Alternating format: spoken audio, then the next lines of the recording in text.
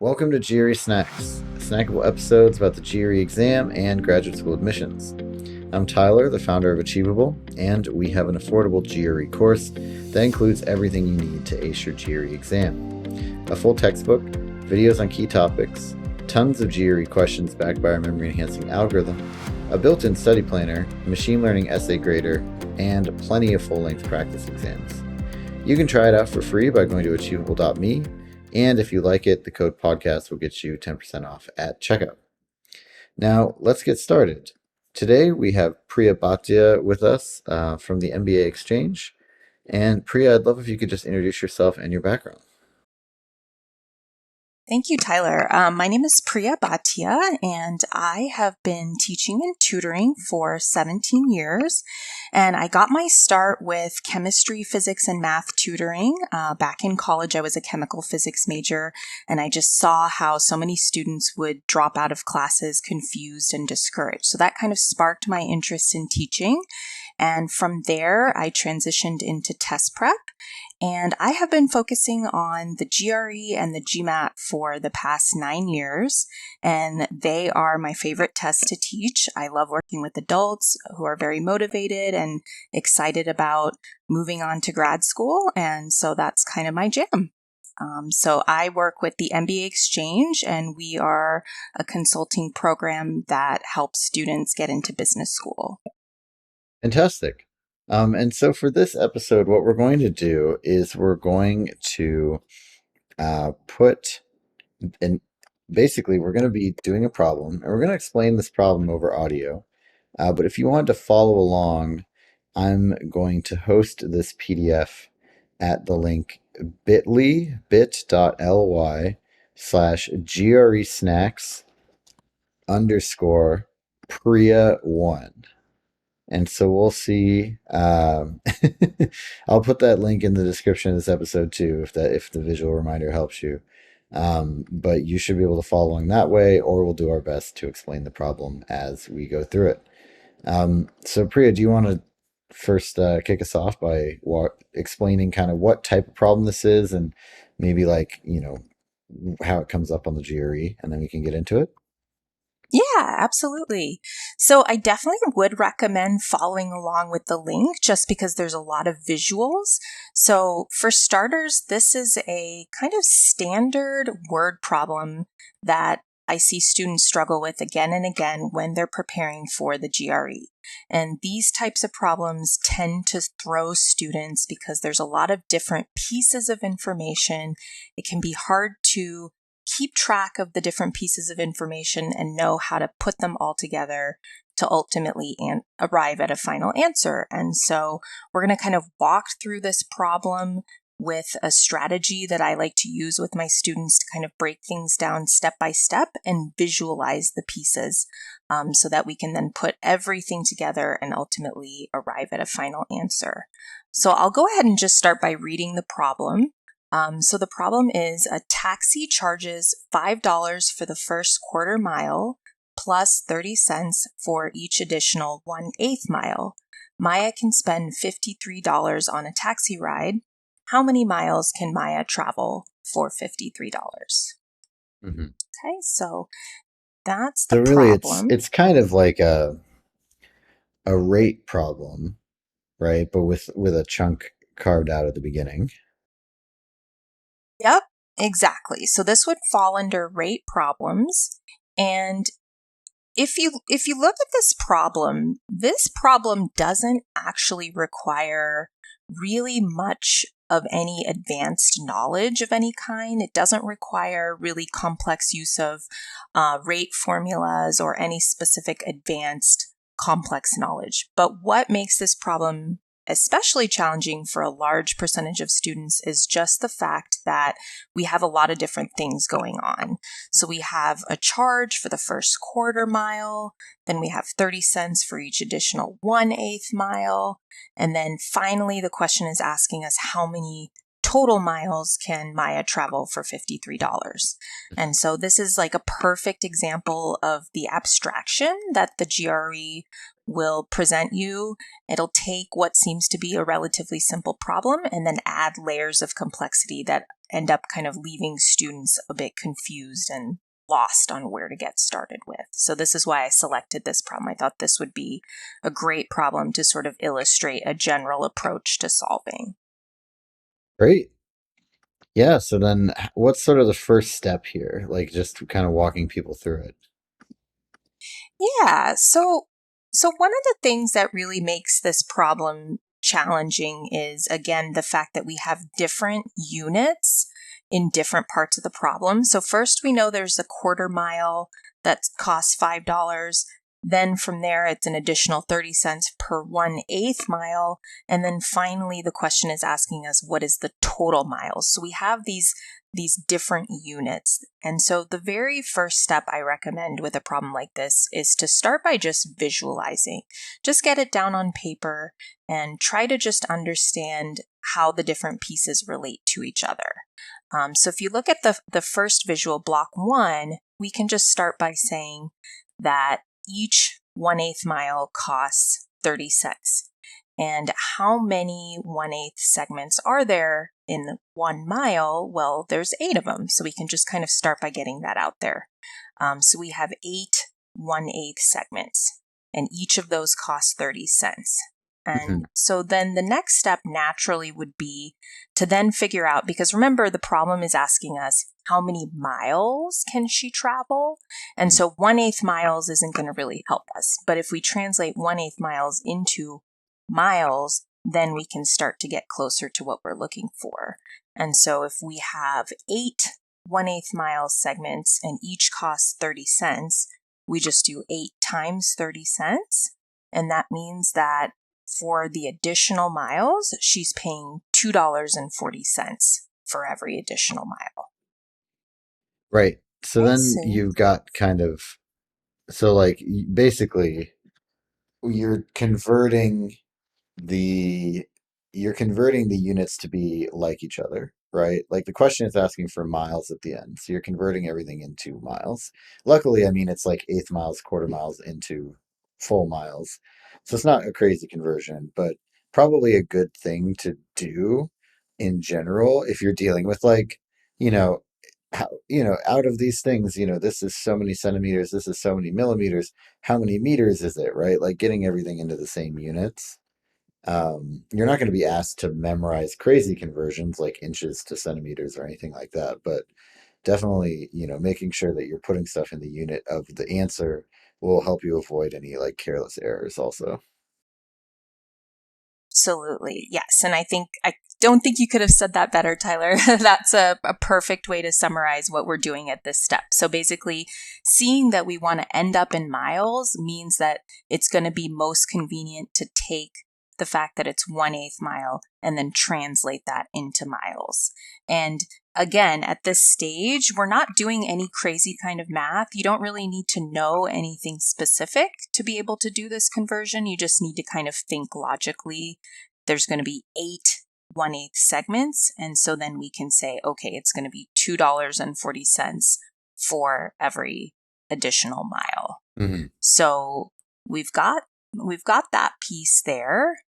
And now we can kind of put everything together, because remember that there was that initial charge of $5 for the first quarter mile. So that kind of starts now to throw a little wrinkle in there. So if you look at block 3, we can visualize, and a quarter mile is twice the area in terms of the visual, it's twice the area of the 1/8 mile block. So we can see, okay, we've got the first quarter miles.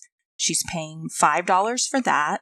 And then for every additional mile after that, like we calculated, it's going to be $2.40.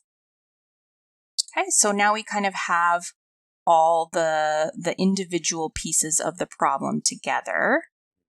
And the next stage from the problem, and this is where a lot of students tend to falter, is they can get up to this point, everything makes sense, they can see it, it's crystal clear, but the next stage is now going about and actually creating the algebraic equation that's going to let us solve for the total miles. Mhm. And this is where people tend to get choked up. So I'll just kind of turn it over to you, Tyler, and just kind of ask you at this stage, if you were just looking at this problem, what would sort of be challenging to you in figuring out where to go next? Yeah, I mean, I think that the biggest piece here is essentially you need to separate the two pieces. Like it's essentially just like, as you said, 240 a mile and you have $53, right? That would be make a pretty easy problem. You just divide 53 by 2.4 and then that's your answer. But then there's this kind of exception here, right? And it gives you a quarter mile, but it costs $5.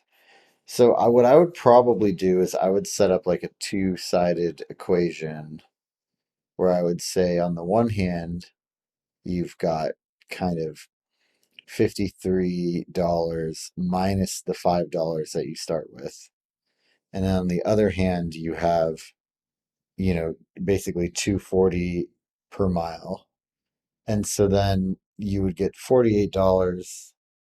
Um, you get $48 from that. And then 240 actually divides evenly into 48. And so that'd be 20. Right? So then you know that you basically get to go 20 additional miles after the first $5. And then, you're essentially like adding that back in on the other side. You say, okay, so, we add back in the first quarter mile and the first and it costs us $5 to do that. And it's a total of 20 miles and a quarter.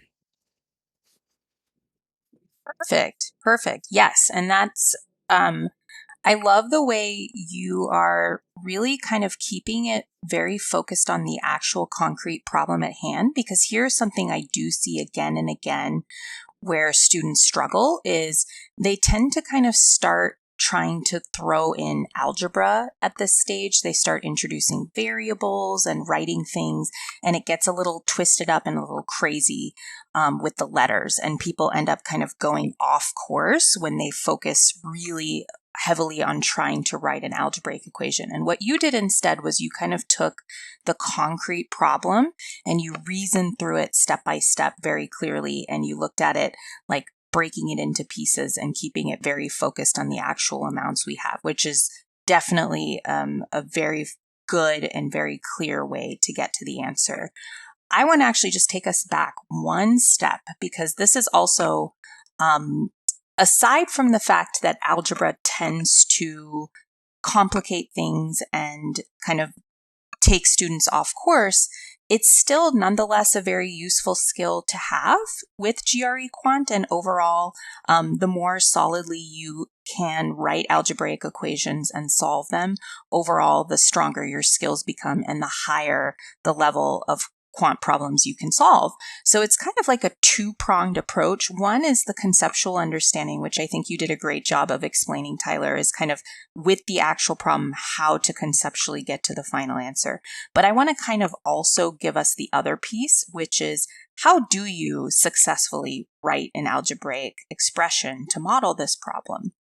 And one of the things that's very useful generally with word problems and with algebraic translations in specific is taking what I call a simple parallel example. So if you have this question, which is, $53 and a total number of miles, that's a rather large amount of miles, and it's hard to sort of visualize it and it's hard to sort of necessarily calculate it piece by piece. But what you can do is you can just pick like a really simple number and you can kind of work with that and play around with the different pieces so that you can see how they fit together. So if you look at block 4, let's just take a total of 1 mile traveled. And let's just see if Maya is going to travel 1 mile in total. Let's figure out how much she would pay for that 1 mile. So looking at the picture, we can see, okay, she's going to pay $5 for that first quarter mile. And then the rest of the trip, she's going to be then spending 1/8 she's going to spend 30 cents for every 1/8 mile. Mhm. So if we're kind of try to figure out, okay, how much is she going to be traveling at that rate of 30 cents per 1/8 mile? We take the total miles, which is 1, and we subtract that 1/4. And that leaves us over 3/4 of a mile. So she's now going to be going 3/4 of a mile at 30 cents per 1/8. And so remember from before we had calculated that it was $2.40 for a mile. And so she's going to be doing 3/4 of that. And so that's going to give us $1.80 for that leg of the trip.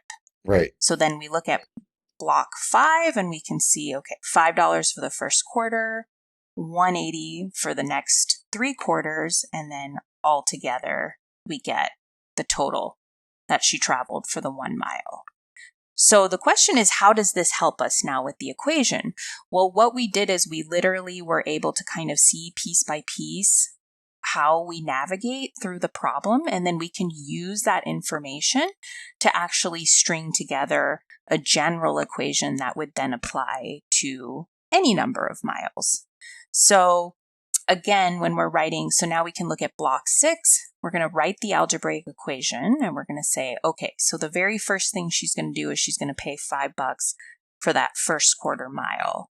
And then we know that for the rest of the trip, it's going to be $2.40 for every additional mile.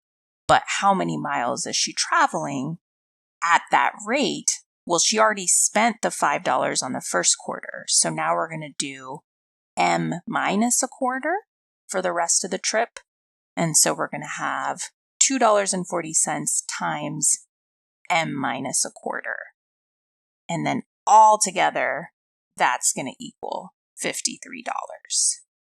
And this is something, again, that I do see students initially struggle with, is that piece where you say m minus a quarter, just wrapping your head around, like, what does that mean? Why would you say m minus a quarter? Mm-hmm. But again, if you go back to the example that we did with the 1 mile, we could kind of really see how we had to subtract that first quarter mile to get the remaining duration of the trip. Yeah. And so now we have. Well, what I was going to say too sorry. is, I mean, all this really feels like to me is just, it's like a system of equations that's been combined, right? Because if you think about it, this problem is really a system of 2 equations. The first equation is, 1/4 of a mile equals $5. And then the second equation is, $2.40 per mile equals $48. Right. So you're basically, or no, sorry, it equals $53. And then you subtract the first one from the second one. So then that's where the minus a quarter comes in. Yes, absolutely. And I love that way of thinking about it as well. One kind of general takeaway I want to also mention is, generally when you're trying to grow your quant skills, learning to look at problems from multiple angles and kind of see the connection. So like doing it one way, maybe very concretely by drawing out a visual. Then number 2, looking at it like Tyler suggested as 2 different equations and then combining it. And then number 3, having that one compact equation. Being able to kind of see those interrelated connections between different approaches absolutely is going to strengthen your skills. So take a problem and don't just look at it from one angle. Try to look at it from multiple angles.